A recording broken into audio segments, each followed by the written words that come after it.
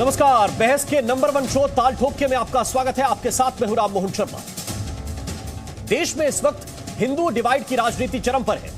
Samajwadi party के अध्यक्ष अखिलेश यादव और उनकी पार्टी के नेता खुद को शूद्र बताने पर जुटे हुए हैं। वहीं उनके महासचिव, पार्टी के महासचिव स्वामी प्रसाद मौर्य श्री रामचरितमानस पर दिए गए बयान पर अब भी अड़े हुए हैं। बिहार से शुरू हुआ श्री रामचरितमानस पर संग्राम उत्तर प्रदेश की राजनीति का केंद्र बन गया है और यह सब ऐसे वक्त में हो रहा है जब सभी पार्टियां 2023 और 2024 के चुनाव के लिए अपनी अपनी रणनीति में जुटी हैं। एक तरफ जहां बीजेपी हिंदुत्व की राह पर बढ़ रही है, तो वहीं कुछ राजनीतिक दल अभी भी शूद्र कार्ड चल रहे हैं। सियासत के चौसर पर जाति कार्ड को मोहरा बनाकर शय और मात का खेल खेल रहे हैं। समाजवादी पार्टी के दफ्तर के बाहर तो बाकायदा जाति सूचक पोस्टर तक लगाए गए। अब बीजेपी का कहना है कि विकास एसपी का एजेंडा कभी नहीं रहा और ना ही उन्हें सुशासन में कोई यकीन है। योगी आदित्यनाथ ने कहा कि समाजवादी पार्टी की जातिवाद की राजनीति कभी सफल नहीं होगी।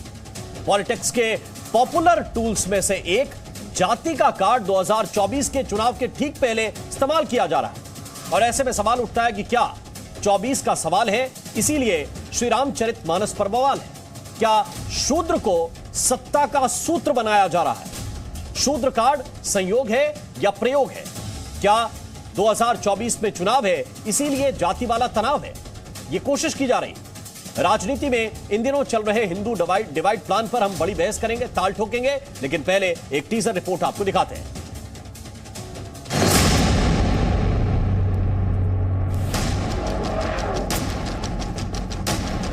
रामचरितमानस लिखी है, उसमें कुछ अंश ऐसे हैं जिसमें जाति वर्ग विशेष को लेकर के अपमानजनक टिप्पणियां की। ये हमारे समाज की 5000 साल से पुरानी लड़ाई है। स्वाभाविक रूप से विकास उनका एजेंडा कभी नहीं रहा, सुशासन उनका एजेंडा कभी नहीं रहा। उनसे उम्मीद क्या कर सकते हैं? सापत ताड़त परुष कहंता पूजहि विप्र कहाँ ईशव संता। तो यहाँ पर जो ताड़न का अर्थ है, आज भी मारने और पीटने के आशय से ही चलने दीजिए, समय आने पे सारी कार्रवाई एजेंसी अपने स्तर पर करेंगे। प्रदेश की जनता सब जान रही है, उनके बहकावे में नहीं आने वाली है। क्या आप पढ़ के सुना सकते हो? मुझे बताओ, और फिर मुख्यमंत्री से मैं सदन में पूछूंगा कि मैं शूद्र हूं कि नहीं हूं। विकास और निवेश के मुद्दे से ध्यान हटाने के लिए इस प्रकार की हर साजिश को करेंगे, लेकिन प्रदेश की जनता उनको बहुत महत्व नहीं देने वाली है। रामचरितमानस राष्ट्रीय ग्रंथ हो और भारत हिंदू राष्ट्र हो। हर देश, हर व्यक्ति की, हर देश की अपनी एक आत्मा होती है जो उसकी पहचान होती है। भारत की आत्मा सनातन धर्म में निवास करती है। विकास और निवेश के मुद्दे से ध्यान हटाने के लिए इस प्रकार की हर साजिश को करेंगे, लेकिन प्रदेश की जनता उनको बहुत महत्व नहीं देने वाली है।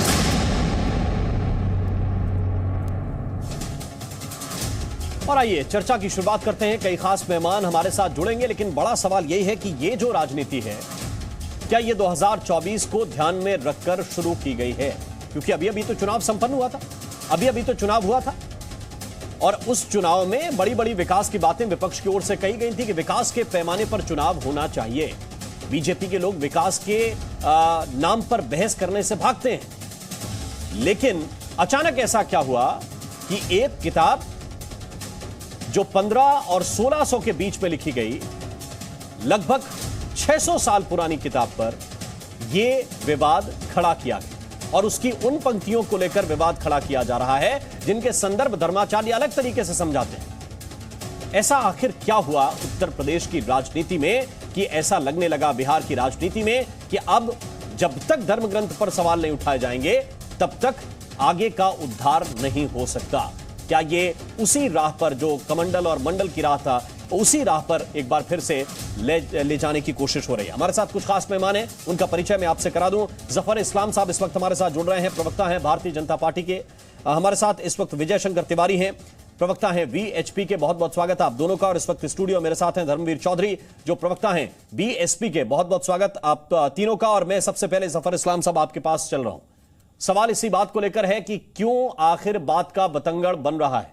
लगातार इस मामले को लेकर क्यों जगह जगह स्वामी प्रसाद मौर्य हो, अखिलेश यादव हो, क्या ये आपको लगता है कि एक तरह से दरार डालने की कोशिश है और जो चीजें पिछले 75 वर्षों में संविधान के आने के बाद ठीक हुई हैं उनको फिर उसी राह पर ले जाया जा रहा है? देखिए, ये सब पार्टियां वैसी है जिनको विकास से कोई लेना देना नहीं, जिनको विनाश से सिर्फ लेना देना है। इसलिए इस तरह की राजनीति करते हैं जिससे देश का, प्रदेश का, देश के लोगों का, देशवासियों का कहीं ना कहीं बुरा हो। विनाशकारी राजनीति है इनकी। और इनके जितनी भी आप पॉलिसी फ्रेमवर्क देखिए, पॉलिसी देखिए, या जो भी काम करने का तरीका देखिए, न कार्यकर्ता को देखिए, उनके बातों से पता चलेगा कि ये कभी भी न तो देश के उत्थान के लिए, न लोगों के उत्थान के लिए, न देश को मजबूत बनाने के इनकी कोई कोई नीति रहती है, और ना इनके यहाँ कोई ऐसा रिवाज है। इसलिए हर चीज को गलत तरीके से मोड़ के सब जनता के सामने रखने का काम ये करते हैं। लेकिन मैं उनको बता देना चाहता हूं, ये देश तरक्की करेगा। ये देश जो है, इस देश की आत्मा जो है ना, पूरी दुनिया को पता है किस तरह की सोच देश में होती है। कुछ चंद लोग ऐसे हैं जो पॉलिटिकल पार्टी जो हारे हुए हैं, जो हर तरह से उनको देश की जनता ने बिल्कुल किनारे कर दिया है, वो इस तरह की बातें करेंगे। लेकिन देश की जनता, प्रदेश की जनता इस पे कभी जो है गौर नहीं करेगी, ना उस पर ध्यान देगी। देश की जनता देख रही है कि एक ऐसी सरकार, मजबूत सरकार, चाहे प्रदेश में हो चाहे पूरे देश से, संपूर्ण देश में, जो उसकी चिंता करने वाली, उसकी सेवा करने वाली, उसके लिए हर तरह से कमिटेड सरकार है जो उनके लिए काम करती है। इसलिए धर्म को गलत तरीके से पेश करके और उसमें कहीं बाधा डाल के समाज को गुमराह करके, समाज को कहीं ना कहीं अपने फायदे के लिए, अपने राजनीतिक रेवटियां सेकने के लिए, इस्तेमाल करने के लिए ये कोशिश करेंगे, लेकिन इसका कोई फायदा होगा नहीं। लेकिन सफर इस्लाम साहब, आपके ऊपर भी आरोप, आपकी पार्टी के ऊपर भी आरोप ये लगता है कि आप हिंदुत्व को राष्ट्रीय धर्म के तौर पर प्रचारित करके 2024 की तरफ जाना चाहते हैं। बिल्कुल नहीं। हमारा तो एक ही नारा है, विकास, सबका साथ, सबके लिए प्रयास, सबका विकास। ये हमारा नारा है। ये लोग वो लोग हैं जो समाज को अलग अलग भागों में तोड़ते हैं और अपनी राजनीति करते हैं। हमारा कोई ऐसा लक्ष्य नहीं है, ना ऐसा कोई मकसद है। देखिए, कोई जो हिंदू है वो, इसको हिंदू कहने में कोई शर्म आनी चाहिए क्या इस देश में? भाई आप ही पूछते हो, मैं तो मुस्लिम है, जब मुझे कोई शर्म नहीं तो क्या हिंदू को कोई शर्म होनी चाहिए? कैसी बातें कर रहे हैं? धर्म तो अपनी जगह पे, आस्था में यकीन रखना अच्छी बात है जी, इसको सराहना चाहिए। लेकिन जिस तरह से समाजवादी पार्टी और जो उनके मौर्य जी जिस तरह से कर रहे हैं, उसका अखिलेश जी के इशारे पे वो सबको दिख रहा है। उनकी राजनीति सबको दिख रही है कि वो कहीं ना कहीं धर्म का इस्तेमाल करना चाहते। हम धर्म का इस्तेमाल नहीं करना चाहते। देखिए, हिंदू धर्म में आस्था रखने वाले लोग, चाहे आप हो चाहे और भी हमारे साथ बिल्कुल जफर इस्लाम साहब इस वक्त जेडीयू के नेशनल सेक्रेटरी राजीव रंजन जी हमारे साथ जुड़ गए हैं। बहुत बहुत स्वागत राजीव रंजन जी आपका। और समाजवादी पार्टी के प्रवक्ता मनोज सिंह काका भी हमारे साथ जुड़ गए हैं। पहले मनोज जी, स्वागत है आपका एक तो, और दूसरी बात ये कि क्या शुक्रिया, ये जातियों में जो बांटने का खेल है, ये आप लोग जो 75 वर्षों में संविधान की विजय हुई थी, वापस उसको उसी क्रम में ले जाने की कोशिश कर रहे हैं? नहीं, आपका सवाल उन लोगों से ये होना चाहिए। आपने जो सवाल किया कि 75 वर्षों में ही नहीं, 1857 के बाद 1947 में हम जाकर के एक स्वतंत्र राष्ट्र हुए, तो हमारी जो परिकल्पना है और हमारा जो लक्ष्य है वो वही है कि बाबा साहब वाला लक्ष्य है जो संविधान का है। जो जफर भाई जो बात कह रहे थे कि सबका साथ सबका विकास, सबका साथ और सबका विकास नहीं हो रहा। सबका वोट और विकास सिर्फ अडानी जी का हुआ है ये विगत 8 सालों में। आपने सारे आंकड़े नहीं पढ़े जफर भाई, आप तो विद्वान साथी हैं और मैं समझता हूं कि आप व्हाट्सएप यूनिवर्सिटी से आपका ज्ञानवर्धन नहीं होता मनोज सिंह का नहीं, मैं खत्म कर रहा हूं। ये रामचरितमानस की चौपाई हटा देने से अडानी का विवाद सुलझ जाएगा। आपने बहुत ठीक बात, देखिए साहित्य अलग विषय है, हाँ। राजनीति अलग विषय है। हम यही कहते हैं जब देश का एक चुना हुआ मुख्यमंत्री ये कहे कि इस देश का धर्म और हमारा धर्म ये, इस देश का राष्ट्रीय धर्म ये है, हम आप और सभी अगर इस देश के संविधान को पढ़ें तो संविधान में के प्रस्तावना में ही जो कॉन्स्टिट्यूशन का प्रस्तावना है वो सबसे मैं समझता हूं कि जो दुनिया भर के लोग जो संवैधानिक विद होंगे वो यही कहते हैं कि जिस भी देश के संविधान की प्रस्तावना होती है वो उसका मूल होता है। और हम एक भारतवासी के नाते यहाँ के लोगों का कोई धर्म नहीं है। संविधान के अनुसार सबका राज्य का सरकारों का जो धर्म है वो धर्मनिरपेक्षता है। सभी धर्मों के प्रति एक समान भाव रखना ही इस देश के सरकारों का दायित्व होना चाहिए। नहीं, सभी धर्मों के समान एक समान भाव रखना वो पंथ निरपेक्षता होती है शायद। आप तो शाब्दिक ज्ञान के महारथी हैं। धर्मनिरपेक्षता, सभी धर्मों के प्रति समान भाव रखना, धर्मनिरपेक्षता की बात हमारे संविधान में करी गई है, प्रस्तावना में करी गई है। मैं आपको पूरा पढ़ के पंथ निरपेक्षता को जो धर्मनिरपेक्षता किया गया था उस पर आपके ही पुराने समाजवादियों ने कहा था कि ये तो चाहे उस वक्त लालू प्रसाद यादव रहे हों और चाहे, क्योंकि इमरजेंसी में ये लोग तो जेल गए थे और उस वक्त ये कहा गया था कि जब संविधान संशोधन हुआ तो एक तरह से लोकतंत्र की हत्या की गई है। आप पुराने समाजवादी हैं, कम से कम पुरानी बातों को और अपने पुराने विचारों को याद रखिए। लेकिन मैं विषय पे विषयांतर नहीं कर रहा हूं। नहीं, आप अडानी पे चले जाते हैं। मैंने कहा कि क्या स्वामी प्रसाद मौर्य जो कह रहे हैं कि रामचरितमानस की चौपाइयों को हटा दो, बदल दो, अखिलेश यादव कह रहे हैं कि वो मुख्यमंत्री से पूछेंगे कि वो शूद्र हैं क्या। आपके दफ्तर के बाहर गर्व से कहो हम शूद्र के पोस्टर लग रहे हैं। जो 75 वर्षों में संविधान की प्राप्ति के बाद इस देश में पिछड़े दलितों का उत्थान हुआ, आगे बढ़े, बराबरी की उनको धारा में लाया गया, क्या समाजवादी पार्टी उनको फिर से वहीं डालना चाहती है? समाजवादी पार्टी स्पष्ट रूप से चाहती है। हमारे नेता ने बहुत स्पष्ट रूप से यह मांग करी है कि जब किसी वंचित तबके की संख्या नहीं जान लेंगे तो उसके सशक्तिकरण के लिए कितना संसाधन चाहिए वो कैसे जुटाया जा सकता है। तो हमारी पार्टी और हमारे नेता आदरणीय अखिलेश यादव जी ने तो हमेशा विकास नहीं, तो ये ज्ञान के चक्षु आप लोगों के तब खुलते हैं ना जब वो विपक्ष में चले जाते हैं। 2012 से लेकर आपकी सरकार 5 साल रही, उससे पहले नेताजी 3 बार मुख्यमंत्री रहे, उससे पहले बहन जी की सरकार रही। तब ज्ञान के चक्षु नहीं खुले कि यही एक गणना हो जानी चाहिए। आप सुन तो लो, मैं आपकी बात से सहमत हूं। ज्ञान के चक्षु आप सुन तो लीजिए, ज्ञान के चक्षु बिल्कुल खुले थे।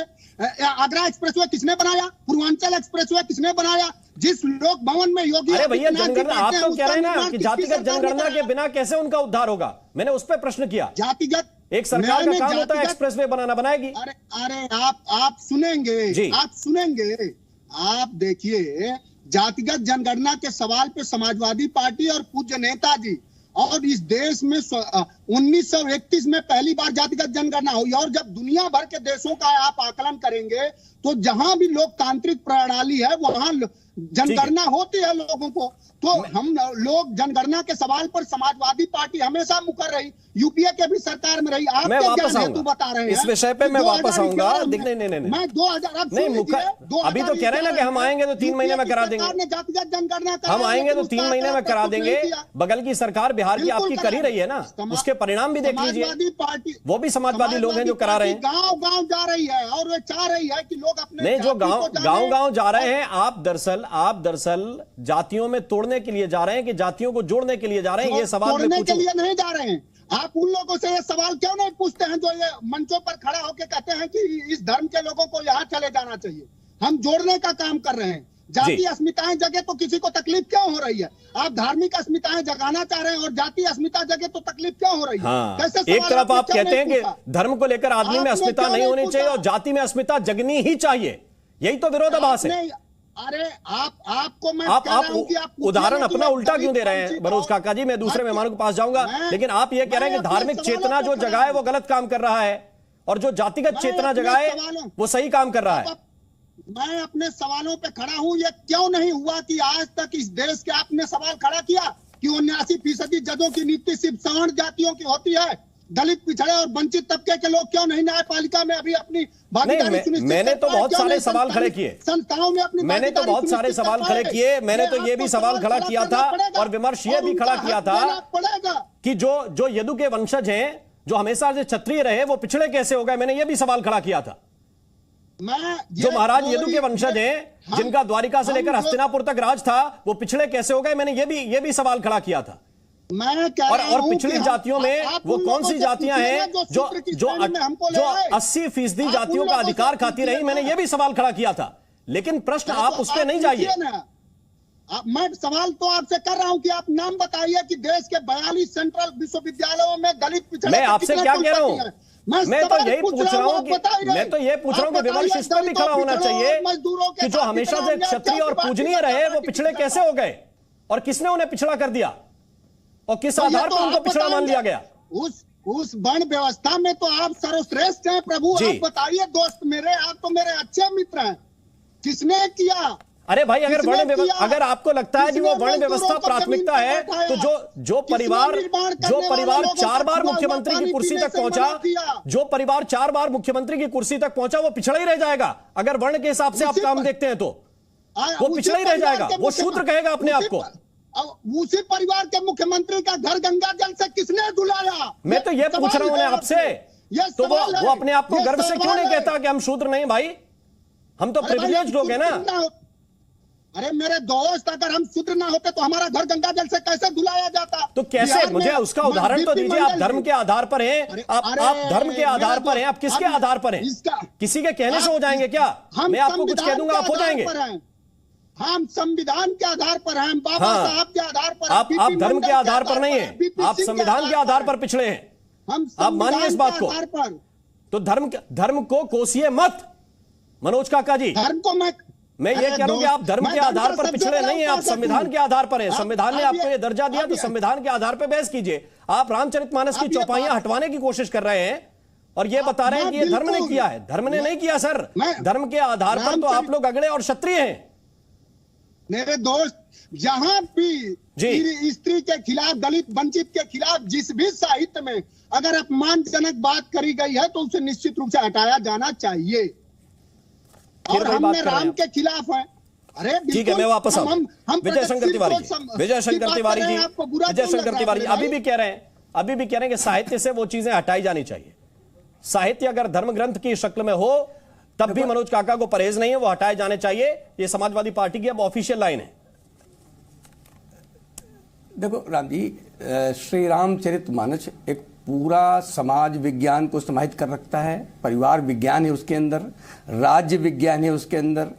एक राजा कैसा होना चाहिए, एक बेटा कैसा होना चाहिए, एक पति कैसा होना चाहिए, एक भाई कैसा होना चाहिए, एक वनवासी कैसा होना चाहिए, इसका एक बड़ा उदाहरण भगवान श्री राम है। उन्होंने इसीलिए भारत में उनको भगवान पुरुषोत्तम राम कहा गया, भगवान कहा गया उनको। लेकिन एक जो अभी चर्चा हो रही थी राम जी, मैं उस पर थोड़ी बात करूंगा। एक समय था इस देश में शक आए, कुषाण आए, हूण आए, अंग्रेज आए, मुगल आए, सबका उद्देश्य था भारत को तोड़ना। और अंग्रेजों के समय से तो भारत के ही अंतरजातीय जो व्यवस्थाएं थी उसको तोड़ने का बड़ा काम किया गया, लेकिन तोड़ नहीं पाए वो। पूरा हिंदू समाज एक साथ मिलकर के इनके साथ लड़ा और उनको पराजित भी किया। लेकिन स्वतंत्रता के बाद फिर ये जातीय व्यवस्था को उभार करके भारत में बहुत सारे ऐसे राजनेता हैं जो अरबपति हो गए, जिनके नाम का प्रयोग कर अरबपति हो गए, लेकिन जिस समाज के लिए राजनीति करते हैं वो समाज आज गरीब की गरीब बनी हुई है। आप देख लीजिए ना, आप समाजवादी पार्टी के नेताजी को देख लीजिए, अरबपति हो गए, लेकिन उनके जो समाज है जिसकी राजनीति करते हैं वो वहीं पड़ा हुआ है।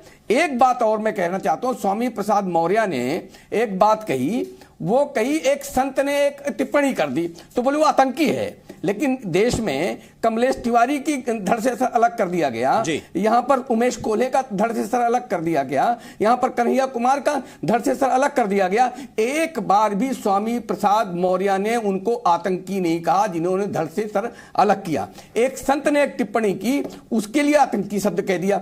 तो मैं ये कहता हूं कि ये वो काम कर रहे हैं जो शक, हूण, कुषाण, अंग्रेज, मुगल करते आए हैं। वही काम करने का जिम्मा ये अखिलेश जी और स्वामी प्रसाद मौर्य जैसे लोग कर रहे हैं, लेकिन ये सफल नहीं होगा, क्योंकि ये भारत की धरती है। श्री राम जन्मभूमि आंदोलन में ये सारा देश खड़ा हुआ और अयोध्या में आज श्री राम जन्मभूमि पर भव्य मंदिर बन रहा है।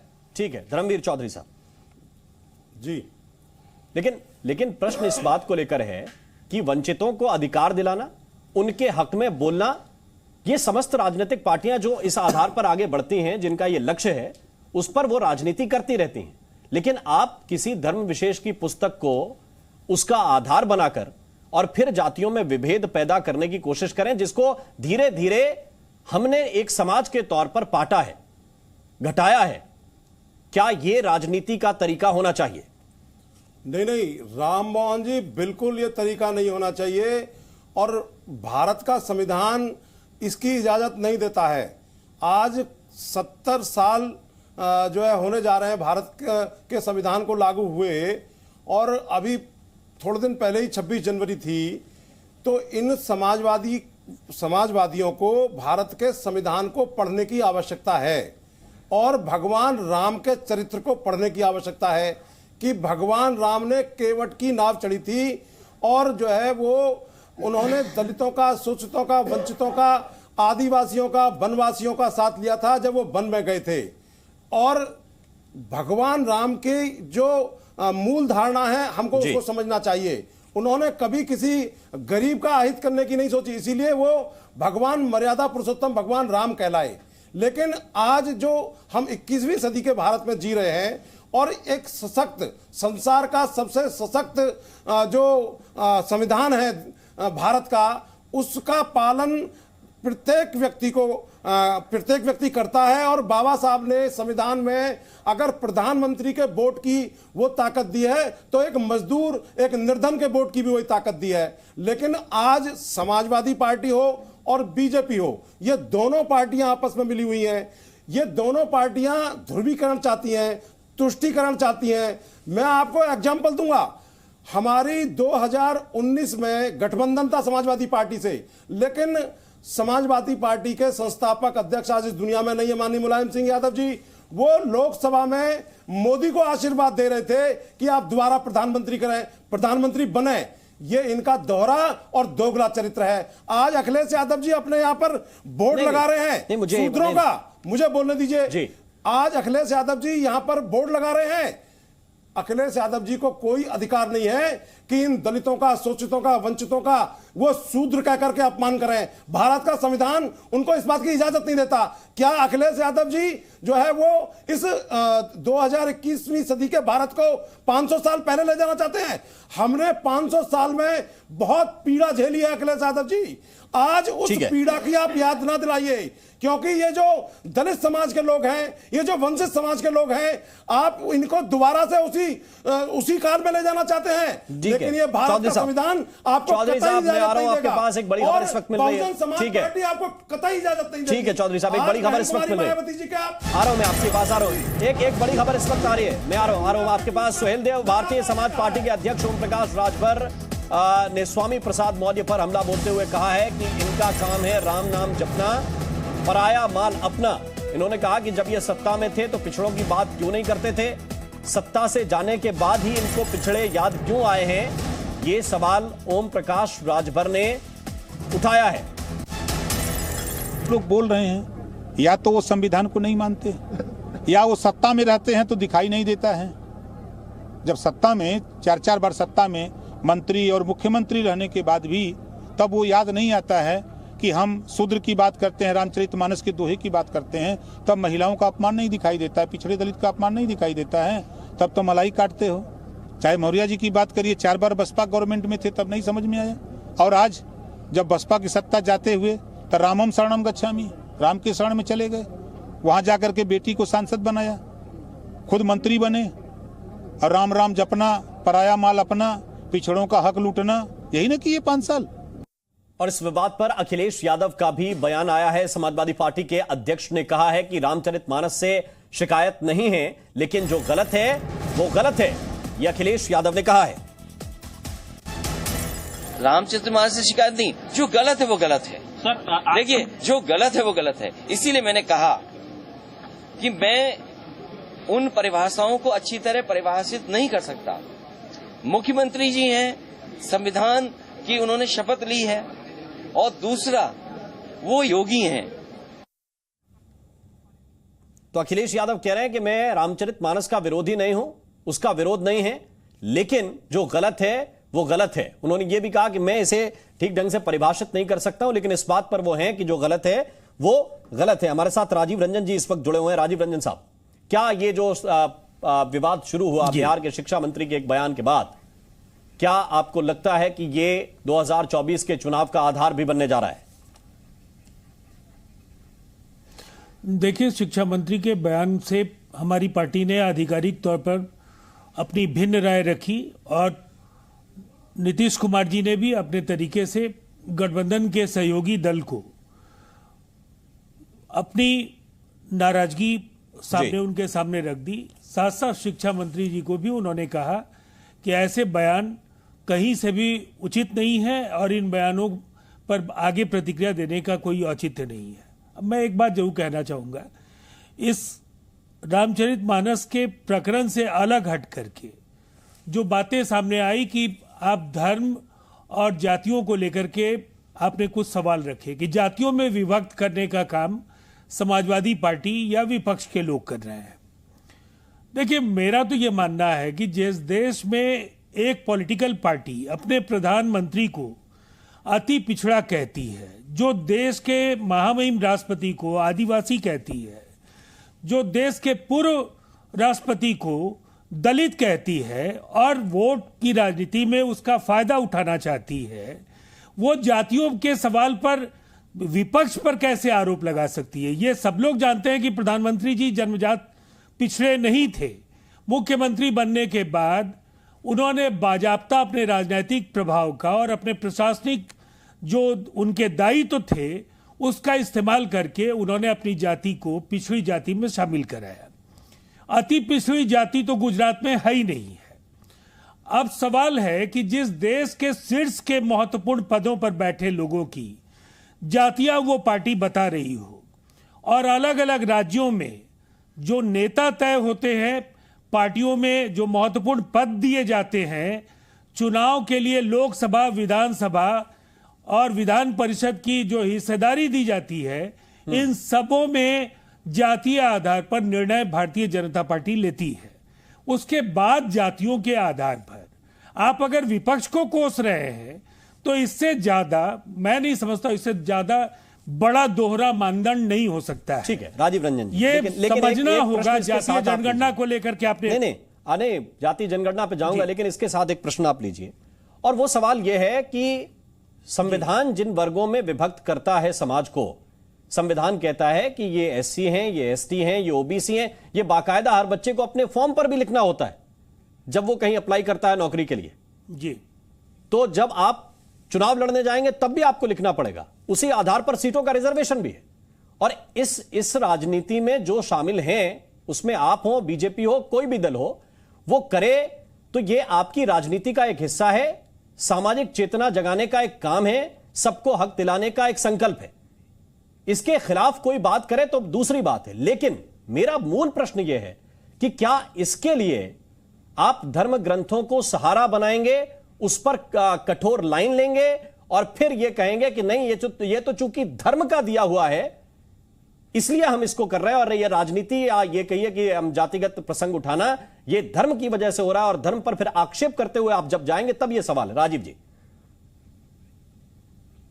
देखिए, मैंने पहले ही कहा, हमारी पार्टी ने आधिकारिक तौर पर रामचरितमानस को करोड़ों हिंदुओं की आस्था और श्रद्धा का प्रतीक माना है। पूरी दुनिया के हिंदुओं के लिए ये एक ऐसा ग्रंथ है जिससे जीवन में न केवल मर्यादा पुरुषोत्तम राम के आदर्श, बल्कि उनके अनेक ऐसे पात्र हैं, ऐसे अनेक चरित्र हैं, उन चरित्रों से भाई कैसा हो, छोटा भाई कैसा हो, पत्नी का धर्म क्या है, और ये तमाम तरह के वहाँ सीख और संदेश वहाँ मिलते हैं। एक आदर्श ग्रंथ के तौर पर रामचरितमानस के साथ एक भावनात्मक जुड़ाव हर हिंदू का ही केवल नहीं होता है, एक पवित्र धर्म ग्रंथ के तौर पर उसका सम्मान अन्य धर्म के लोग भी करते हैं। हमारा यह कहना है कि अगर इसको जोड़कर एक तरफ धर्म का की सियासत कर रहे हैं लोग, इस मसले को जो तुल देने वाले लोग हैं उन्हें भी एक कॉन्स्टिट्यूएंसी एड्रेस करना है। धर्म के नाम पर सियासत करने वाले लोगों के चेहरे क्या हैं इसको बताने की जरूरत नहीं है जी। दूसरी तरफ जब आप जातियों का आरोप लगाते हैं तो मैंने आपको कहा कि आप किस मुंह से आरोप लगाएंगे। उत्तर प्रदेश में मौर्य, शाक्य, कुशवाहा इन जातियों के लिए बाजाप्ता आपने एक उप मुख्यमंत्री बना करके उनकी गोलबंदी शुरू कराई। चुनाव हारने के बाद भी आपने उप मुख्यमंत्री इसलिए दोबारा बनाया कि उस वोट बैंक को आप अपने साथ बनाए रखें या खोए आधार को फिर से हासिल कर सकें। जब आपके सारे फैसले केंद्रीय मंत्री परिषद से लेकर के राज्य मंत्री परिषद तक, आपके विधानसभा और विधानमंडल के सारे फैसले जातियों के आधार पर किए जाते हैं तो फिर ये आदर्श केवल आपके डिक्शनरी के लिए, इंसाइक्लोपीडिया के लिए खूबसूरत शब्द है। नहीं, राजीव रंजन जी, देखिए जो सच है जो आपका देश की जनता भी से सवाल है वो इस नाते जायज है, लेकिन मैं फिर वहीं लौटकर आना चाहता हूं और बात सिर्फ इतनी कहना चाहता हूं, डीके दुबे साहब के पास ये सवाल लेकर जाना चाहता हूं कि आप किसी को उसका हक दें, किसी को अधिकार दें, किसी को एक तरह से उसका इनाम दें, यह दूसरी बात है। लेकिन अगर आप किसी पर यह आक्षेप करते हुए कि नहीं ये 15% लोगों ने सबको बांट दिया, धर्म ने सबको बांट दिया, भाई वैमनस्य पैदा करने के लिए राजनीति नहीं है। अभी राजीव रंजन जी को कोई पद मिलेगा तो फिर आर्टिकल में लिखा जाएगा कि किस समाज में पैदा हुए, किस जगह से उठे और कितने वंचित रहे, किन संघर्षों के बाद इस पद पे आए। वो स्वाभाविक तौर पर आपके लोग आपके साथ जुड़ेंगे। लेकिन मेरा सवाल यह है डीके दुबे जी कि क्या जो चीज राजनीति की वजह से समाज में भेद पैदा करती हो, विभेद पैदा करती हो, और विपक्ष तो कहता है कि यह हिंदुत्व की राजनीति समाज को बांटने का कारण है और उस तरह की राजनीति नहीं होनी चाहिए, लेकिन जब वो बात जातियों पर आती है तो कहते हैं कि नहीं ये तो अधिकार है। देखिए, सबसे पहले तो मुझे लगता है जब ये हिंदू बात करते हैं तो के जो जजमेंट हैं उनको ध्यान रखना चाहिए। शास्त्री यद्यपि 1966 का एक जजमेंट है, उसमें 5 जजों की बेंच ने कहा हिंदुत्व वे ऑफ लाइफ है, ये एक धर्म है, इसका रिलीजन, इसका सब पार्ट हो सकता है लेकिन रिलीजन नहीं है। उसके बाद फिर 1976 में जजमेंट आया। इसके बाद एक जजमेंट 1996 में आया, जब आपको याद होगा कि मनोहर जोशी चुनाव लड़ रहे थे, उनका चुनाव चैलेंज हो गया था। मुंबई हाईकोर्ट ने उनके चुनाव को अवैधानिक घोषित कर दिया था। सुप्रीम कोर्ट ने कहा कि भाई अगर हिंदुत्व के आधार पर चुनाव लड़ा जाता है तो ये चुनाव किसी भी हालत में रिलीजियस चुनाव नहीं कहा जा सकता है, सेक्शन 123 का उल्लंघन नहीं। इसके बाद 7 जजों की बेंच का फिर एक जजमेंट आया, 2016 में चैलेंज हुआ। टीएस ठाकुर साहब सुप्रीम कोर्ट के चीफ जस्टिस होते थे। 7 जजों की बेंच में यह केस गया, उन्होंने फिर डिसमिस किया और उन्होंने कहा कि हिंदुत्व के आधार पर किसी को भी रिलीजन या पंथ के आधार पर अघोषित नहीं किया जा सकता, हिंदुत्व वे ऑफ लाइफ है। तो सबसे पहला तो मुझे लगता है कि इन सबको यह जानना होगा कि हिंदुत्व का मतलब क्या है। और शूद्र की जहां तक बात कही जा रही है, डॉक्टर बाबा साहब अंबेडकर की जो एक पुस्तक है हु इज शूद्रा, उन्होंने खुद कहा है कि शूद्र जो ओरिजिनल शूद्र है और आज जिसको शूद्र कहा जा रहा है, इनको कंपेरेबल नहीं कहा जा सकता। कब आज का पिछड़ा वंचित समाज शूद्र कहा जाने लगा, मैं खुद ही नहीं समझ पाया हूं। तो मुझे लगता है कि ऑनरेबल सुप्रीम कोर्ट की बात माने या फिर हम कॉन्स्टिट्यूशन की बात करें, कॉन्स्टिट्यूशन में जब जातियों की बात आई और ये कहा गया कि रिजर्वेशन जाति के नाम से रखा जाए, तो डॉक्टर साहब ने खुद विरोध किया।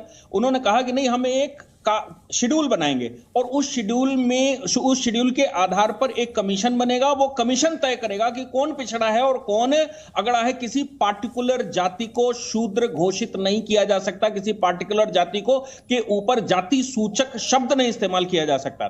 तो मुझे लगता है ये जो पूरी की पूरी राजनीति हो रही है, ये सिर्फ राजनीतिक पर्पज से हो रही, क्योंकि मौर्य जी जब ये बात कहते हैं तो वही चुनाव जब बीजेपी के सिंबल से लड़ रहे हैं तो रामचरितमानस सर पर रखकर घूम रहे थे। उनकी बेटी चुनाव लड़ रही थी तो सर पर रामचरितमानस रखकर घूम रहे थे, क्योंकि समाज ये कह रहा था कि ये राम विरोधी हैं, लेकिन वो ये घोषित कर रहे थे कि हम राम विरोधी नहीं हैं, हम तो रामचरितमानस सर पर लेकर घूमते हैं। और आज वो इस तरह के शब्द इस्तेमाल कर रहे हैं। तो मुझे लगता है कि आज की तारीख में चूंकि वो ऑब्सोलीट हो गए हैं, समाज से बाहर हो गए हैं, इसलिए वो अपने आप को पुनः कैसे जीवंत करें उसका कोई ना कोई साधन वो ढूंढ लेते हैं और वो ढूंढकर निकाल कर लाए हैं। इसके अतिरिक्त तो कुछ नहीं है। ठीक है, हमारे साथ इस वक्त धर्मवीर चौधरी साहब हैं। धर्मवीर चौधरी साहब, मैं आपके पास आने से पहले मनोज काका के पास जरूर चलना चाहता हूं।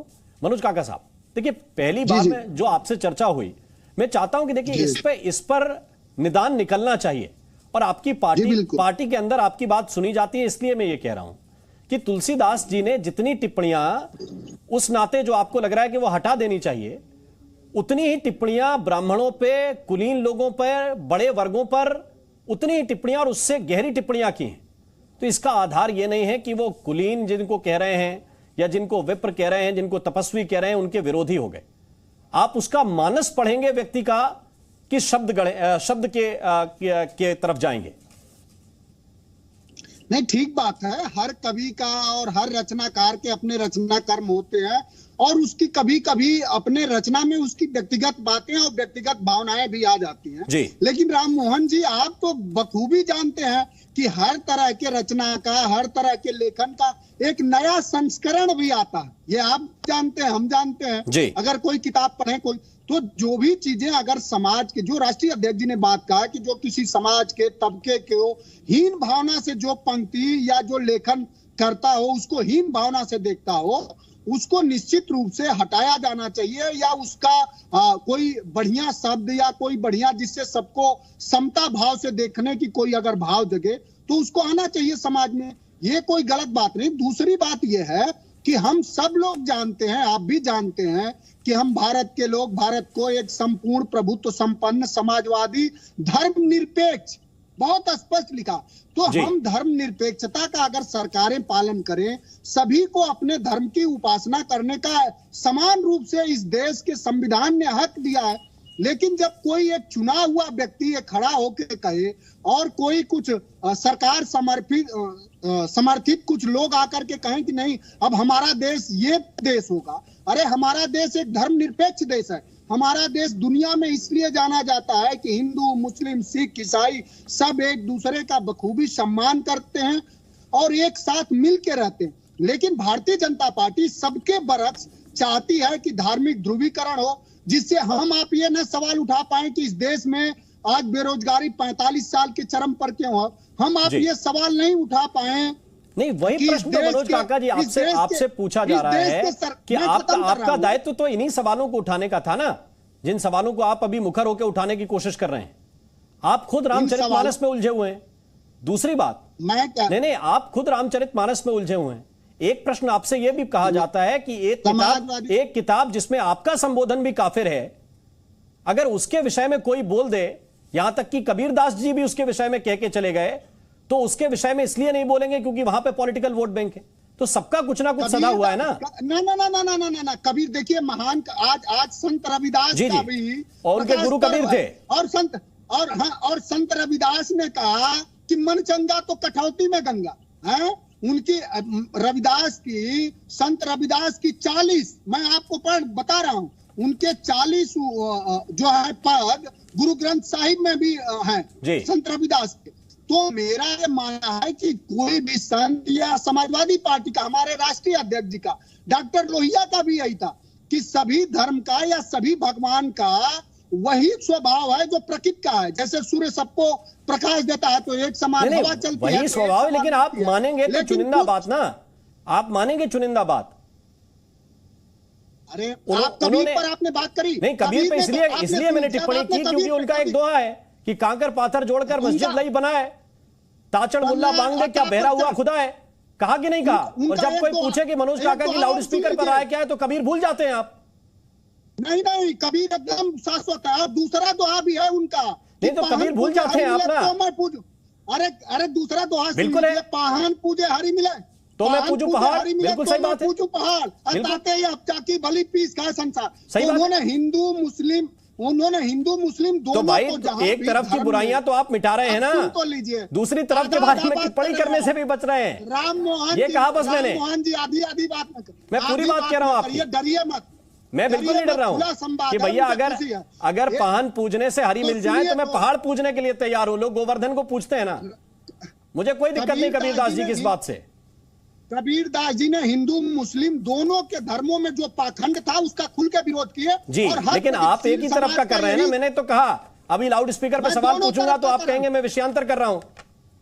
नहीं, मैं अरे कह रहे हैं कि लाउड स्पीकर पे सवाल बिल्कुल होना चाहिए, और कहीं भी अगर ज्यादा ध्वनि का कोई भी यंत्र बजाया जा रहा है जो लोगों के लिए स्वस्थ नहीं हो तो उसका विरोध होना चाहिए। जी, विजय शंकर तिवारी कौन नहीं करता?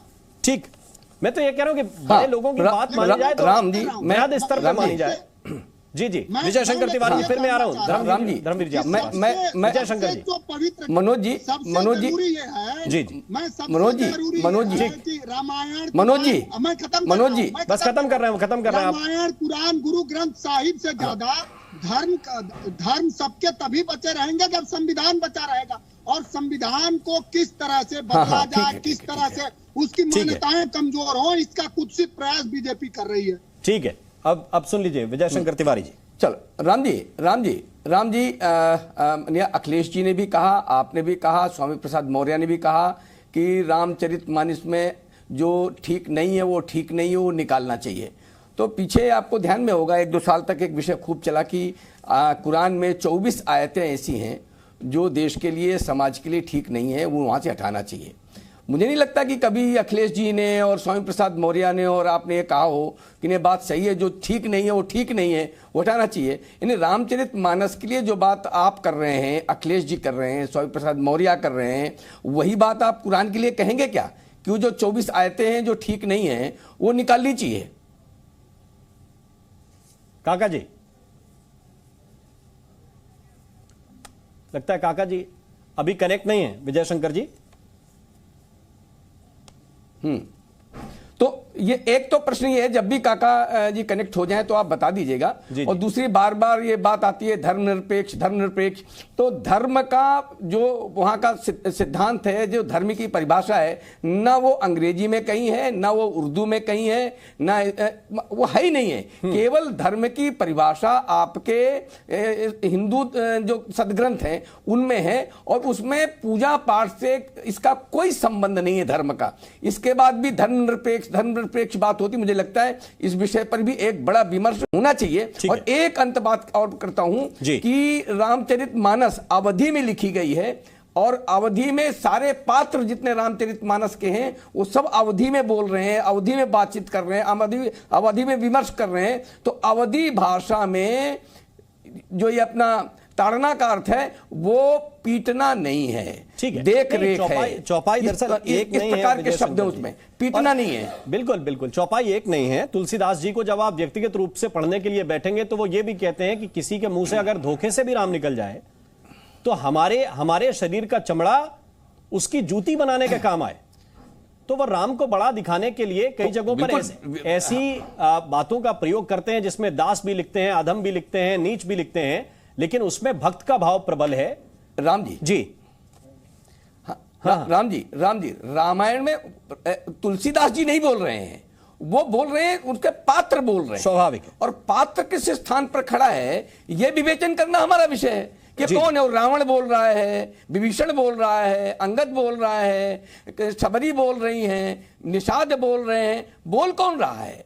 स्वाभाविक तौर पर जिन्होंने मंथन किया होगा, पढ़ा होगा, वो प्रश्न करने से बचेंगे, लेकिन जिनका मंथन सियासी है वो अपनी तरह से इसकी विवेचना अपने वोट बैंक के लिहाज से कर सकते हैं। धर्मवीर चौधरी साहब, मैं आपको लेकर आना चाहता हूं, लेकिन क्या आपको लगता है कि समाजवादी पार्टी तो अब एक लाइन लेकर चल रही है कि शूद्र हम भी हैं, शूद्रों की आवाज उठाने का काम कर रहे हैं? बहन जी का वोट बैंक कहां जाएगा? बहन जी का वोट बैंक, देखिए, ये जो धर्म और जाति की राजनीति जो पार्टियां कर रही हैं, ये धर्म और जाति की राजनीति अब इनकी सफल होने वाली नहीं है, क्योंकि अखिलेश यादव जी और इनकी पूरी समाजवादी पार्टी का दोहरा और दोगला चरित्र है।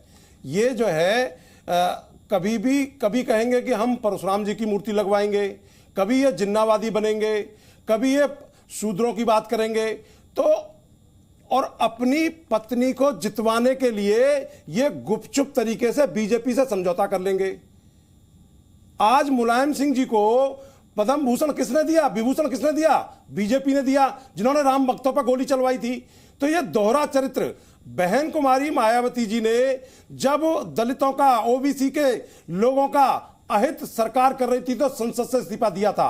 अगर इनकी हिम्मत है तो ये अपने सांसदों से दिलवाएं इस्तीफा, लोकसभा से और राज्यसभा से, लेकिन इनकी हिम्मत नहीं है। ये स्वामी प्रसाद मौर्य को आगे करके जो थोता चना और बाजे घना वाली कहावत को चर्चित करता है। अभी काका जो है संत रविदास जी का नाम ले रहे थे, इनके मुंह से उनका नाम लेना भी अशोभनीय है, क्योंकि अगर इन्होंने संत रविदास जी को पढ़ा होता तो ये इस तरीके के चाल चेहरे को प्रस्तुत नहीं करते समाजवादी पार्टी के लोग। ना लोहियावादी कहते थे, ना अंबेडकरवादी कहते थे। बहुजन समाज पार्टी ने तो हमेशा से जो बाबा साहब ने कहा कि जाति तोड़ो और समाज जोड़ो, बहन कुमारी मायावती जी ने सत उसको पालन किया। लेकिन आज बीजेपी अपने विकास के एजेंडे से भटक गई है और ये जो है उस बीजेपी और समाजवादी पार्टी दोनों मिलकर के ये आपस में जनता को बेवकूफ बना रहे हैं, जिससे कि बीजेपी से कोई हिसाब ना मांग सके विकास का। कोई जो है उस तरीके से आज उत्तर प्रदेश के ओबीसी का आरक्षण सुप्रीम कोर्ट में फंसा हुआ है, तो कौन जिम्मेदार है इसके लिए? जो जातिगत जनगणना की बात आप लोग कर रहे हैं, ये इस्तीफा दे दें समाजवादी पार्टी के लोग। और इस तरीके की बगुला भक्ति टीवी के चैनल पर बैठ करके या दलितों को, ओबीसी के लोगों को गुमराह करने की समाजवादी पार्टी की जो चाल है वो कामयाब होने वाली राम मोहन जी नहीं है, क्योंकि इन्होंने मुस्लिम समाज को धोखा दिया। इन्होंने 70 में से 58 एसडीएम एक ही बरादरी के लगते थे और सारा विकास अगर इतना एनालिसिस आपके पास था, इतना एनालिसिस आपके पास था तो फिर 2019 में क्यों दोस्ती करने गए थे? देखिए, बहन कुमारी मायावती जी का एक बहुत विशाल हृदय है जी। बहन जी ने जो बहन जी की मूर्तियों को अपने कार्यकर्ता भेज के तोड़वा दें, बहन जी के ऊपर गेस्ट हाउस कांड करवा दें, लेकिन बहन जी ने अपने मतलब एक बड़े हृदय के साथ में इनकी गलतियों को माफ किया, क्योंकि बहन जी चाहती थी कि इस देश में जो जातिवाद, जो धर्म की राजनीति, जो ये संकीर्ण ताकतें आज भाई से भाई को लड़ाने की फिराक में रहती हैं, ये जो है मात खाएं। और हमने पूरी ताकत के साथ में इन मनुवादियों का सामना किया, लेकिन हमें पता नहीं था कि ये उनके साथ में मिले हुए हैं। अभी मैंने थोड़ी देर पहले भी कहा, मैं दोबारा कोट कर रहा हूं कि हम इनके साथ में गठबंधन कर रहे थे और मुलायम सिंह जी जो है वो नरेंद्र मोदी जी को आशीर्वाद दे रहे थे। तो यह इनका दोहरा और दोगला चरित्र समाजवादी पार्टी का। एक बात बताइए, मनोज काका से इसका उत्तर लूंगा। क्या मनोज काका से इसका उत्तर लूंगा? अभी बहन जी से कोई दूसरे दल का व्यक्ति नमस्कार करने जाए तो उसको जीत का आशीर्वाद नहीं दे सकती क्या? वो ये दोगला चरित्र हो जाएगा? नहीं, अरे भाई, वरिष्ठ है मुलायम सिंह यादव। एक मुलायम सिंह जी ने तो राम भक्तों पर गोलियां चलवाई थी। नहीं, अगर उन्होंने कहा कि नहीं आप बन जाइए, और हालिया इसका मतलब क्या दोगला हो गया? हालिया प्रकरण में जी, जब मैनपुरी का इलेक्शन था जी, तो बीजेपी वालों ने वहां पर सरेंडर कर दिया 3.25 लाख वोटों से। मनोज काका जी उत्तर देंगे आपकी बात का। मनोज काका जी, ये रिश्ता क्या कहलाता है? ये मोहन भागवत जी के कान में माननीय मुलायम सिंह जी क्या कह गए थे मोदी जी के कान में कि मेरे बच्चों का ध्यान रखना। मुलायम जी है नहीं, भगत तो दुनिया देख रही है, ठीक है, और इसीलिए समाज की ओर से जवाब खिसक रही है। तो इनको अब जो है नेताजी अपनी बात कहने के लिए नहीं है, लेकिन एक मिनट रुक जाइए। संविधान की घोर उपेक्षा ना करें और दलितों का अपमान ना करें। मनोज काका का उत्तर ले लीजिए। ठीक, धर्मवीर जी, मनोज काका उत्तर दे। चुप हो जाओ, बहुत भौंक लिए। नहीं, मर्यादा बनाए रखें, शब्दों की मर्यादा। मनोज काका, ठीक है। धर्मवीर जी प्लीज, तुम जैसे पिल्ले बने बहुत देखे हैं। कर रहे हो, तुम्हें बोलने का और भाषाई तमीज पता है? तुम अपनी जुबान को लगाम दो। ना, तलाक की भाषा नहीं प्लीज, मेरे शो में नहीं, कभी और कर लेना आप लोगों की इच्छा हो तो मैं दोनों से अनुरोध करता हूँ। ना, मैं अलाउ नहीं कर सकता। ना, मनोज काका जी, मनोज काका, धर्मवीर चौधरी, मनोज काका, दोनों लोगों से अनुरोध है। मैं वापस लौट के आऊंगा। मनोज काका, आपको उत्तर का मौका दूंगा। डीके दुबे साहब इस वक्त हमारे साथ जुड़े हुए हैं। मैं चाहूंगा भाषाई मर्यादा सभी मेहमान बनाकर रखें, तर्कों से एक दूसरे को उत्तर दिया जा सकता है और बेहतर दिया जा सकता है। डीके दुबे साहब, क्या आपको लगता है कि अब राजनीति दरअसल 2024 में कर आप कुछ भी लीजिए, लेकिन ये जो फॉर्मूला सेट कर लिया है, चाहे तेजस्वी यादव हो, चाहे अखिलेश यादव हो, काम दरअसल वो इसी पर करेंगे, सफल हो ना हो एक और प्रयोग उनके लिए है? लेकिन ऐसा होता क्या है कि सबसे पहले तो किसी व्यक्ति को जमीन पर काम करना होता है। जब वो जमीन पर नहीं होता और जमीनी हकीकत से कहीं दूर चला जाता है तो उस स्वाभाविक है कि वो लाइमलाइट में रहने के लिए या सिस्टम के अंदर रहने के लिए करे क्या। तो मुझे लगता है कि ये सिस्टम में रहने के लिए सिर्फ एक युक्ति है कि एक इस प्रकार का धार्मिक बयान दे दो, जातिगत बयान दे दो और पूरा देश चूंकि उनके बयान से विचलित हो जाएगा और विचलित ये जो अफीम की गोली डाल देते हैं ना, जिससे ये विचलित हो जाते हैं, तो विचलन होने पर ये खुद लाइमलाइट में आ जाते हैं। तो यही इनकी राजनीति बची है कि भैया हम जिंदा हैं, ये देख लो हमको। बाकी जमीन पर तो हम पिछला 2019 का चुनाव देख चुके हैं, 2022 का चुनाव देख चुके हैं उत्तर प्रदेश का, जमीन पर कुछ दिखता नहीं है। तो करें क्या? अभी जैसे स्वामी प्रसाद मौर्य जी, मैं लगातार कह रहा हूं कि ये रामायण रखे घूम रहे थे, रामचरितमानस सर पर रखकर चुनाव लड़ रहे थे। आजकल इनमें उसमें कमियां इनको दिखने लगी हैं। और अखिलेश यादव को यही नहीं मालूम है कि वो हकीकत में रामचरितमानस का विरोध कर रहे हैं या सपोर्ट कर रहे हैं। तो कहते हैं रामचरितमानस के विरोधी नहीं, लेकिन गलत है तो गलत है। गलत है तो कहां गलत है? क्या वो कुरान में गलती ढूंढ रहे हैं? गलत है तो कहां गलत है ये भी तो बताएंगे। तो रामचरितमानस वो बोल नहीं रहे, कह रहे रामचरितमानस तो हम मानते हैं, लेकिन साहब गलत है तो गलत है। उनको अपनी राजनीति का परिणाम ही नहीं समझ में आ रहा कि वो किस दिशा में जा रहे हैं। मनोज काका जी,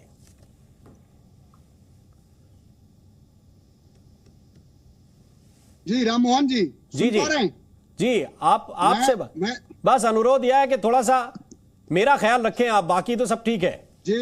नहीं देखिए, हम लोग कभी भी भाषाई मर्यादा को लांघने वाले लोग नहीं, हम जानते हैं। लेकिन श्रद्धेय नेताजी के बारे में जो देश में तमाम तरह के छुआछूत से और देश में कितनी लड़ाइयां लड़े, किस तरह के भाषा का प्रयोग आपके चैनल से किया गया, जो हमारे बीच में नहीं है, जो दुनिया भर के समाजवादियों के लिए और दुनिया भर के सार्वजनिक जीवन जीने वाले लोगों के लिए प्रेरणा का विषय रहे। हम उस देश में रहते हैं जिस देश में इंदिरा गांधी के खिलाफ चुनाव लड़ने वाले राजनारायण जी ने इंदिरा जी से खुलेआम चंदा तक मांगा है। तो राजनैतिक और वैचारिक रूप से हम एक दूसरे के विरोधी जरूर हो सकते हैं, लेकिन इसका मायने कतई नहीं होता कि हम एक दूसरे को अमर्यादित शब्दों से संबोधित करें। जो भाई भी बोल रहे हैं, हम लोग छात्र नेता रहे हैं और हर तरह के उपाय जानते हैं कि जो लोग ज्यादा भाषा का, उदंडता का प्रयोग करते हैं, उनको छात्र लोग कैसे सबक सिखाते हैं। मैं आपके प्रश्न पर आ रहा हूं।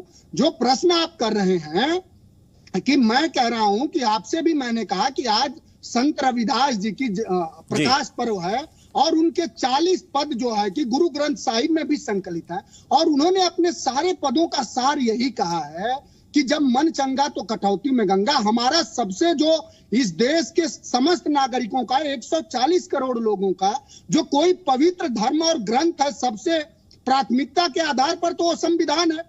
और संविधान में भी यही कहा गया है कि हम सबको प्रतिष्ठा और जी एक सेकंड धर्मवीर, बंद करिए, एक करके धर्मवीर जी, रविदास जी के नाम को लेकर के बगला भक्ति ना करें। आप ठीक है, बैठ करके आप मैं आपके पास आऊंगा, आपको पूरा समय दूंगा मैं, और पूरा समय दूंगा धर्मवीर जी, मैं पूरा समय दूंगा, बीच में नहीं प्लीज, बीच में नहीं, गलती हो जाती है, ठीक है, बीच में नहीं, बस 50 जगह जहां दलितों के खिलाफ अन्याय हुआ होगा मैं खुद लड़ा हूं। अगर आप जैसे लोग एक जगह नहीं जा पाएंगे, बड़े भाई क्या बात कर रहे हैं? मैं एक गरीब का बेटा हूं और हजारों जगह लड़ा हूं दलितों के सवाल पर। अखिलेश यादव जी यही राजनीतिक नेतृत्व से जनता अपेक्षा रखती है मनोज काका। लेकिन प्रश्न ये है, आप जब संत रैदास जी को कोट कर रहे हैं, मुझे एक मिनट, मैं तर्क पर विश्वास करने वाला व्यक्ति हूँ। एक मिनट धर्मवीर जी, मनोज काका, परिवारों की अखिलेश यादव जी ने मदद करी है, समाजवादी पार्टी ने मदद करी है। कहाँ थे आप कहाँ थे? आपका दल कहाँ था? एक मिनट, चंदौली में, पूरे पूर्वांचल में जब दलितों की हत्या होती है तो माननीय अखिलेश यादव जी खड़े रहते हैं। मुझे एक बात बताइए, आपका दल कहाँ रहता है? आप बताइए। आप अपने गुंडे भेजते हैं, ठीक है, पूरा देश जानता है कहाँ रहता है। ठीक है, अब मनोज काका, जब आप संत रविदास को कोट कर रहे हैं, तब उनके गुरु रामानंद जी को भी याद करना चाहिए और उन लोगों को उत्तर भी देना चाहिए जो ये कहते हैं कि ब्राह्मणों ने साहब दलितों को पढ़ने नहीं दिया, उनको शिक्षित नहीं होने दिया। भाई ये जो विभेद करने की बातें हैं, ये 80-20 को पाटने की बातें हैं, फिर आपको कोटेशन में वो भी आना चाहिए कि कबीर उनके गुरु थे, रामानंद जी उनके गुरु थे, और जो शिक्षा रविदास जी ने दी, मीराबाई उनकी शिष्या थी जो राणा परिवार में थी। राम मोहन जी, इस देश और समाज में आप भी जानते हैं, हम लोग उस चीज को देखे नहीं हैं, उसको भोगे हैं कि एक तबके के लोग छोटी जातियों को अपने चारपाई पे नहीं बैठने देते हैं। अभी आज भी वो तबका इस समाज में हमारे आपके बीच में मौजूद है जो दलित तबके के थाली में खाना नहीं खा सकता, उनको अपने घर के कप में चाय नहीं दे सकता। ये सच है। इसको लेके गांधी भी विचलित थे, पूज्य नेताजी विचलित थे, आज अखिलेश यादव विचलित है, और जो भी प्रगतिशील समाज के लोग होंगे सब चाहते हैं कि हम मानवता के आधार पर सब हम एक हो, हम विकास की बात करें, हम संविधान की बात करें। अब मनोज काका जी, मैं देखिए, जो समाज की सच्चाई है उससे कोई मुंह मोड़ेगा तो वो ये समझिए कि सूर्य की ओर, आसमान की ओर थूकने की कोशिश कर रहा है। मुंह नहीं मोड़ सकता कोई सच्चाई से। लेकिन आप तो लेकिन के साथी हैं कि नहीं? नहीं, मैं सिर्फ इतना कह रहा हूं कि जो वंचित समाज है उसको वापस जगह दिलाने के लिए बाबा साहब ने व्यवस्था बनाई और उसके अनुरूप धीरे धीरे वो वर्ग तरक्की कर रहा है। यही इनके लेकिन पेट में, इसी से इनका पेट में दर्द हो रहा है। लेकिन ये भी इस समाज की सच्चाई है। एक मिनट रुक जाइए। इसी से इनके पेट में दर्द हो रहा है। एक बात नहीं चाहता कि दलित समाज के लोग तरक्की करें। नहीं, अगर खुले दिल से सच्चाई कबूलने की बात हो रही है, धर्मवीर जी प्लीज, धर्मवीर जी मैं आपके पास आऊंगा। उसने अपनी बेटी को बिठा रखा है मनुवादियों के यहाँ पर, और वो जो है हमको दे रहा है यहाँ पर ज्ञान। धर्मवीर जी, और काका उसकी कर रहा है पैरोकारी। धर्मवीर जी, कुछ नहीं बचा है आपके पास बड़े भाई। ठीक है, एक मिनट, जब इतना खुल के बात हो रही है, पता लग जाएगी। एक मिनट रुक जाइए धर्मवीर जी, एक मिनट रुक जाइए प्लीज। मैं आपको पूरा मौका दूंगा, लेकिन मनोज काका जब इतने खुल के बात हो रही है, मैं आपसे ये भी कहना चाहता हूं, ये भी कहना चाहता हूं कि जो अपने आप को पिछड़ा और शूद्र घोषित कर रहे हैं, वो उनका दलित समाज को स्वीकार करने में कितना योगदान है? क्या यह सच्चाई नहीं है कि उत्तर प्रदेश में एससी एसटी एक्ट के कितने मुकदमे पिछड़ी जातियों पे दर्ज हैं? और क्या सब वो झूठे? नहीं, क्या यह सच्चाई नहीं? दूसरी बात यह कि जहां तक बेटी और रोटी के रिश्ते की बात होती है कि साहब इसी से जाति टूटेगी, तो कितने पिछड़े लोग हैं जो दलितों के यहां विवाह करने के लिए तत्पर रहते हैं? क्या यह सच्चाई नहीं है? ये सिर्फ अगले 10%, 15% लोगों पे छोड़ के चले जाएंगे। आपने अच्छा कहा। सबसे पहले उन लोगों को दलितों के बीच में जाना चाहिए जिन लोगों ने हजारों सालों से और आजादी के 75 भाई बिल्कुल जाना चाहिए मनोज काका, लेकिन जो उनका वोट लेके सरकार बनाए वो कम से कम इसमें पीछे क्यों रहे? मेरा ये कहना है। राममोहन जी, जिन लोगों 10% लोगों को जानना चाहिए और बिल्कुल जाना चाहिए, लेकिन जिन लोगों ने वोट लिया, उनके नाम पर मलाई खाई, जिन लोगों ने उनका नाम ले लेकर अपनी सरकारें चलाई, अकूत धन दौलत बनाई, क्या उन लोगों का प्राथमिक कर्तव्य यह नहीं है कि उस समाज को उठाने के लिए आपने क्या किया?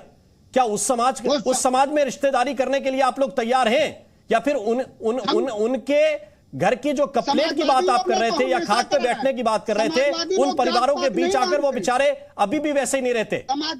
ये सच्चाई नहीं है क्या समाज की? बात नहीं मानते। ये सच्चाई है समाज की साहब। अगर एक तरफ की देखते हैं तो दोनों तरफ की देखिए। राजीव रंजन जी, यही सवाल तो आपको बीजेपी से करना है। बिल्कुल करना चाहिए। बीजेपी से नहीं है तो सारे राजनीतिक दलों से ओपन सवाल है ना, ये किसी से छुपा नहीं है, देश की जनता के सामने जा रहा है। और जो प्रश्न मुझे लग रहा है कि जाना चाहिए वो हर एक व्यक्ति के लिए प्रश्न है। राममोहन जी, मैं आपको बधाई देना चाहूंगा। आपका सवाल मुझसे है या किससे? मैं राजीव रंजन जी के पास जा रहा हूं, वो कुछ बोलना चाह रहा है, इसके बाद मैं आऊंगा धर्मवीर जी आपके पास। विजय जी हमारे साथ, राजीव रंजन जी की बात आने दीजिए। ठीक मनोज जी। काका जी, मुझे अपनी बात रख लेने दीजिए, आप लोग लगातार बोल ही रहे हैं ना। देखिए, एक चीज बहुत ही साफ है, संविधान निर्माताओं में इस बात की गहरी पीड़ा थी कि देश में सामाजिक, आर्थिक, राजनीतिक, सांस्कृतिक गैर बराबरी चरम पर है, और इसको खत्म करने के लिए बाबा साहब को तो निसंदेह एक जिम्मेवारी मिली। उन्होंने कॉन्स्टिट्यूशन की ड्राफ्टिंग कमेटी की जिम्मेवारी ली और उन्होंने संविधान की रचना की। लेकिन इस संविधान की रचना में अनेक सवर्ण और अनेक पिछड़े नेता संविधान की रचना में शामिल थे। किसी ने कैलीग्राफी की, कोई ड्राफ्टिंग कमेटी का चेयरमैन के अलावा ड्राफ्टिंग कमेटी का मेंबर था। संविधान सभा के अध्यक्ष डॉक्टर राजेंद्र प्रसाद थे, अंतरिम सभा के अध्यक्ष डॉक्टर सच्चिदानंद सिन्हा थे। ये इस देश में केवल ऐसा नहीं था, इस गैर बराबरी को लेकर समाज के सभी तबकों के अंदर गहरी बेचैनी थी, और इसीलिए आजादी का अर्थ वो केवल यूनियन जैक की जगह पर तिरंगा नहीं चाहते थे। वो चाहते थे विकास की मुख्य धारा में इस देश के सवर्ण, पिछड़े, जो दलित हैं, जो गिरिजन हैं, जो अकलियत के लोग हैं, वो सब शामिल हो। और यही है संविधान की रचना के पीछे की पूरी पृष्ठभूमि। इसीलिए ये गैर बराबरी के सवाल पर समाज के सभी तबकों की सोच एक ही थी। जी बिल्कुल ठीक बात कर रहे हैं। लेकिन धर्मवीर जी, अब हम जब राजनीति के पैमाने पर इसको देखते हैं स्वाभाविक तौर पर लोगों के मन में यह प्रश्न तो होता है कि अचानक कैसे मानस आ गई, अचानक कैसे मानस पर चर्चा इतनी होने लगी। नहीं, राम मोहन जी, देखिए मैं आपको बता दूं, ये समाजवादी पार्टी का बिल्कुल सुनियोजित षड्यंत्र है। स्वामी प्रसाद मौर्य को आगे करके ये बयान दिलवाया गया है अखिलेश यादव जी के द्वारा, क्योंकि अब मुस्लिम समाज बहुतायत में बीएसपी की तरफ आ गया। उनके बड़े बड़े कदावर नेता बहुजन समाज पार्टी की सदस्यता ले चुके, इनके नीचे से जमीन खिसक रही है। तो ये इस तरीके के प्रपंच रचेंगे, स्वांग रचेंगे, तो वो उसमें माहिर हैं, लेकिन इनको इसमें सफलता मिलने वाली नहीं है, क्योंकि इनके दोगले चरित्र को, चेहरे को कई सरकारों में ये दलित समाज के लोग, ओबीसी समाज के लोगों ने देखा है। और स्वामी प्रसाद मौर्य जी की जो बेटी है वो तो खुद आज बीजेपी की गोद में बैठी हुई है, ये किसी को क्या बताएंगे। और जब स्वामी प्रसाद मौर्य 4.5 साल तक मंत्री थे बीजेपी में, तो इनको ये शब्दों का चयन मेरा ख्याल से धर्मवीर जी ठीक होना चाहिए। दल-बदल होता रहता है, लेकिन महिलाओं के लिए इस तरह के शब्दों का इस्तेमाल नहीं, प्लीज। ठीक है, इन्होंने क्यों मैं एक आखिरी टिप्पणी की तरफ बढ़ता हूं। क्यों आए? ये सारा का सारा वोट बैंक की राजनीति हो रही है और इसको जनता देख रही है। आज महंगाई पे कोई बात नहीं करेगा, आज इनका बात होनी चाहिए, स्वाभाविक है। किसानों की कोई बात नहीं करेगा, आज बैकलॉग के पद खाली पड़े हैं, उस पर कोई बात नहीं करेगा, दलितों के ऊपर पूरे देश में अत्याचार हो रहे हैं, धर्मवीर जी कोई बात नहीं करेगा, धर्मवीर जी इस पर कौन बात करेगा। बस एक आखिरी बात मैं आपसे कहना चाहता हूं, इसके बाद में विजय जी के पास जाऊंगा कि देखिए, बहन जी के विषय में कोई टिप्पणी करे आपको स्वीकार नहीं होती। अगर किसी अन्य दल की किसी बेटी के बारे में या किसी सांसद के बारे में टिप्पणी करेंगे, मेरा ख्याल है कि शब्दों की मर्यादा बना के बाकी सारे राजनीतिक नहीं, तो ये गोद में बैठने वाला जैसा कमेंट मुझे स्वीकार नहीं है। बस मेरी चर्चा में नहीं, ये महिलाओं के विषय में ये कमेंट स्वीकार नहीं है। वो ठीक है, इस्तीफा देना चाहिए कि नहीं देना चाहिए, पॉलिटिकल कमेंट है, लेकिन वो कमेंट मुझे स्वीकार नहीं है। मैं आगे बढ़ता हूं, विजय शंकर तिवारी जी, ये क्या आपको लगता है कि ये बीजेपी को एक तरह का एज देकर जाएंगे अगले चुनावों में, अगर इसी में उलझे रहे तो? देखो राम जी, हमेशा से ये देश इसी प्रकार इन्हीं धार्मिक रहा है, ये देश राम का अनुयायी रहा है, कृष्ण का अनुयायी रहा है। और इस हिंदुओं के इष्ट पर जब भी प्रश्न उठते हैं तो पूरा हिंदू समाज एकात्म हो जाता है, इकट्ठा हो जाता है, ताकत बन जाता है, और यही ताकत उसको अपने विरोधियों पर विजय दिलाती है, चाहे वो स्वतंत्रता के पहले के शत्रु रहे हों या स्वतंत्रता के बाद के हिंदुओं के शत्रु रहे हों। जब भी वो इनके इष्टों को, चाहे भगवान कृष्ण हो, राम हो, शिव हो, जब भी इन पर आघात करेंगे, हिंदू समाज एकात्म होकर ताकत बनेगा और इनका विरोध करेगा, इनको पराजित करेगा। ठीक है, दुबे साहब, एक अंतिम कमेंट आपसे। क्या आप देख रहे हैं 2024 की राजनीति इसी के इर्द गिर्द, या फिर अभी कुछ बड़ी घोषणाएं बाकी हैं? मुझे लगता है कि इनके सबके ऊपर सरस्वती विराजमान है और ये ऐसे बयान देकर स्वयं चुनाव को दूसरी दिशा में ले जा रहे हैं। भले ही ये कहें कि ये हिंदुत्व की बात बीजेपी करती है, लेकिन हकीकत ये है कि उनका काम तो यही कर रहे हैं, इस तरह के बयान। सर, बहुत बहुत शुक्रिया, बहुत बहुत धन्यवाद। आप सभी मेहमानों का हमारे साथ इस चर्चा में शरीक होने के लिए आपका बहुत बहुत शुक्रिया। और ताल ठोके में अभी के लिए बस इतना ही। नमस्कार।